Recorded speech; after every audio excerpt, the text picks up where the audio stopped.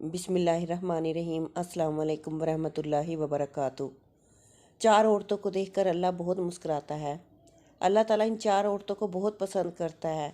जहाँ दुनिया इस्लाम में हिजाब के बारे में मुख्तलिफ माशरों का मुख्तलिफ रवैया रहा है, वहाँ उसे ओढ़ने के अंदाज भी जुदा जुदा रहे हैं। जहाँ ईरान और सऊदी अरब में इसे अपनी तमाम औरतों के लिए लाजमी करार दिया गया है, वहाँ इन दोनों माशरों में इस बारे में भी इख्तलाफ पाया जाता है कि क्या सिर्फ सर का ढांपना ही काफ़ी है या चेहरे पर निकाब डालना भी ज़रूरी है।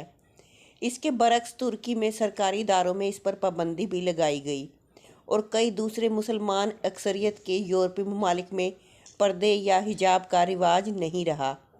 पाकिस्तान में जहाँ बहुत सी औरतें बुर्का और हिजाब ओढ़ती हैं, वहाँ शहरों और देहात में एक बड़ी तादाद ना तो पर्दा करती है और ना ही हिजाब ओढ़ती है।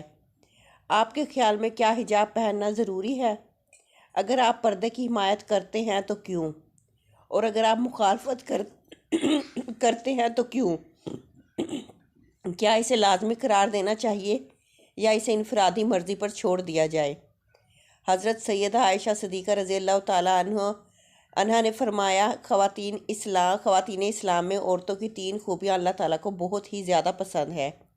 जब पूछा गया कि वो कौन सी 3 खूबियाँ हैं, तो हज़रत आयशा रज़ी अल्लाह ताला अन्हा ने फरमाया, पहली खूबी पर्दा। पर्दा किसी खातून की ऐसी खूबी है जो अल्लाह ताला को बहुत ही ज़्यादा पसंद है। जब कोई ख़ास खूबियाँ अल्लाह को बहुत पसंद हो तो फिर ज़ाहिर है वो खूबियाँ अपनाने वाली औरतें भी अल्लाह को बेहद पसंद हैं। फरमाया गया, अल्लाह की पसंदीदा बंदी बन जाओ और पर्दे को अपना जेवर समझो। आजकल की औरत कहती है ये पर्दे का क्या है, बस इंसान का जहन पाक साफ़ होना चाहिए और दिमाग का साफ़ होना ज़रूरी है।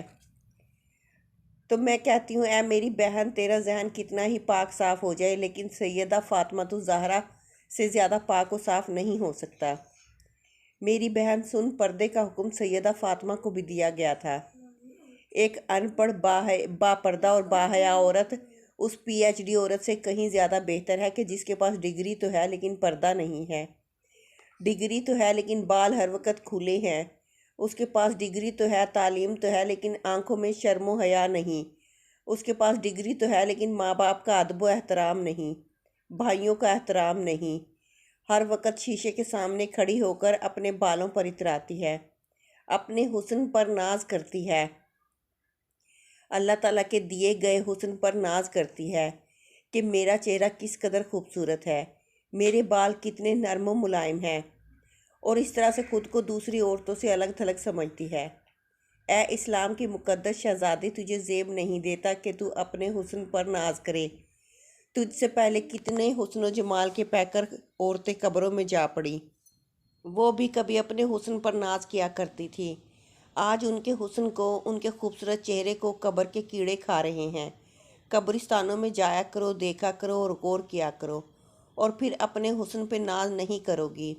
हमारे यहाँ तो रिवाज ही बन चुका है कि अगर खुदा न खास्ता किसी घर में कोई फौतगी हो जाए, कोई अजीज़ रिश्तेदार या कोई करीबी फौत हो जाए, तो उसकी जुदाई का गम हर चीज़ पर मुसल्लत हो जाता है, हत्ता कि नमाज पर भी मुसल्लत हो जाता है, पर्दे पर भी मुसल्लत हो जाता है। औरतों को अपने पर्दे का ख्याल नहीं रहता, बाप भाई बहन को नमाज का ख्याल नहीं रहता। मोहतरम नाज़रीन, सहाबा कराम रज़वानुल्लाह अलैहिम अजमाइन के दौर में जब कोई फौतगी हो जाती थी, ज़ाहिर है कि ख़ानदान वालों के लिए एक बहुत ही गमज़दा सूरत हाल होती थी, लेकिन फिर भी ये गम ख़वातीन के पर्दे पर असर नहीं डालता था। फौतगी के दिन भी औरतें पर्दे का ख़ास ख्याल रखती थीं। हर चीज़ पे यह गम मुसल्लत हो जाता था, लेकिन नमाज पे मुसल्लत नहीं होता था। लोगों को पता होता था कि अभी नमाज का वक्त होने वाला है, उठो और नमाज पढ़ो। मैयत अकेली पड़ी रहती, कोई परवाह नहीं, लेकिन वो लोग हर हाल में नमाज पढ़ते।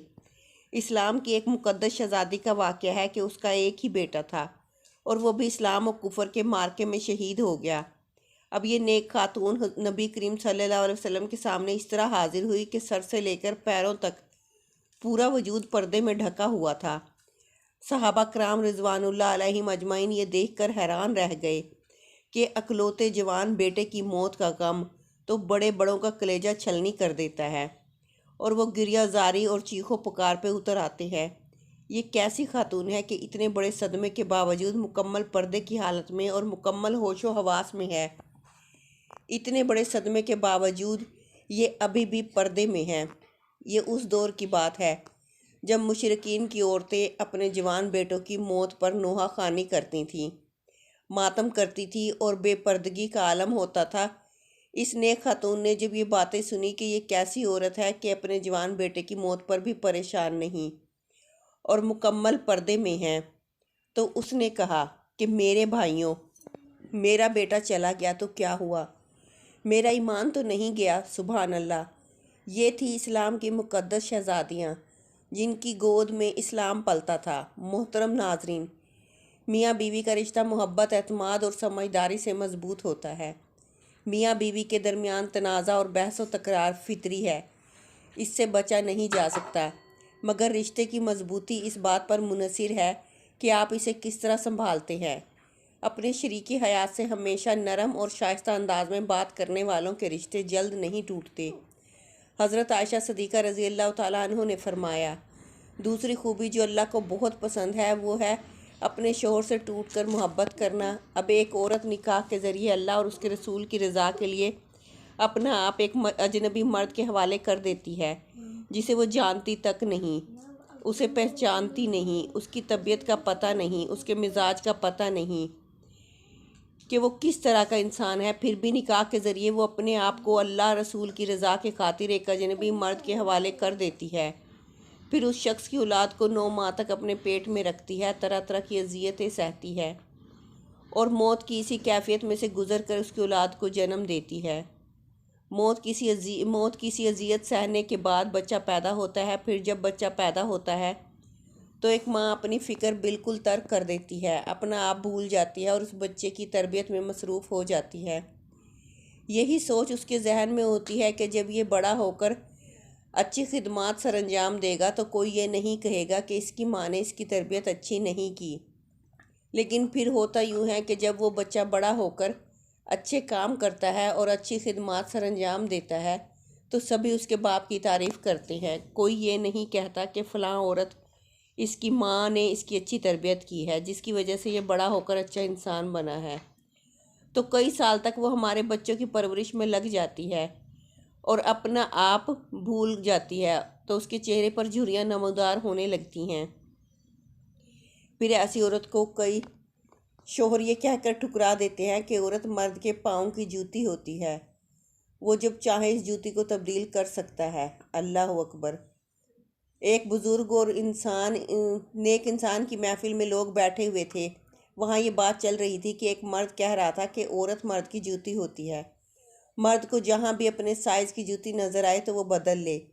وہاں پر بیٹھے ایک شخص نے اس اللہ والے بزرگ انسان کی جانب رخ کیا اور اس نے دریافت کیا کہ حضرت کیا یہ شخص ٹھیک کہہ رہا ہے؟ تو بزرگ فرمانے لگے کہ اپنی سوچ کے مطابق بالکل ٹھیک کہہ رہا ہے، اور واقعی عورت مرد کے پیر کی جوتی ہوتی ہے، ہر اس شخص کے لیے جو خود کو پاؤں کی مانند سمجھتا ہے۔ فرمانے لگے ہر وہ شخص جو خود کو پاؤں جیسا تصور کرتا ہے اپنی بیوی کو پاؤں کی جوتی ہی سمجھتا ہے۔ یہی عورت سر کا تاج بھی ہو سکتی ہے، لیکن صرف اس مرد کے لیے جو خود کو بادشاہ کی مانند سمجھتا ہے۔ جب ایک عورت ایک ایسے شخص کے لیے اپنی زندگی قربان کر دیتی ہے جس کے وہ نکاح میں آ جاتی ہے، اس کی خدمت گزاری کرتی ہے، بچے پیدا کرتی ہے اور اس کے بچوں کی تربیت کے دوران اس کے چہرے پر جھریوں کے نشان نمودار ہو جاتے ہیں، لیکن مرد اس بات کو سمجھنے کی بجائے جب یہ دیکھتا ہے کہ یہ عورت پہلے کی طرح خوبصورت نہیں رہی تو وہ دوسری عورت کی جانب مائل ہونے لگتا ہے اور اپنی بیوی کو چھوڑنے کے لیے تیار ہو جاتا ہے۔ تو ایسا مرد اپنی بیوی کی ہنستی بستی زندگی میں زہر گھول کر رکھ دیتا ہے اور اسے کانٹوں کے بستر پر سونے پر مجبور کر دیتا ہے۔ تو کیا یہی انسانیت ہے؟ خدا را اللہ کی ان رحمتوں کی قدر کیا کریں۔ حضرت عائشہ صدیقہ رضی اللہ تعالیٰ عنہ نے فرمایا کہ عورت کے اندر 3 خوبیاں اللہ کو بہت ہی زیادہ پسند ہے۔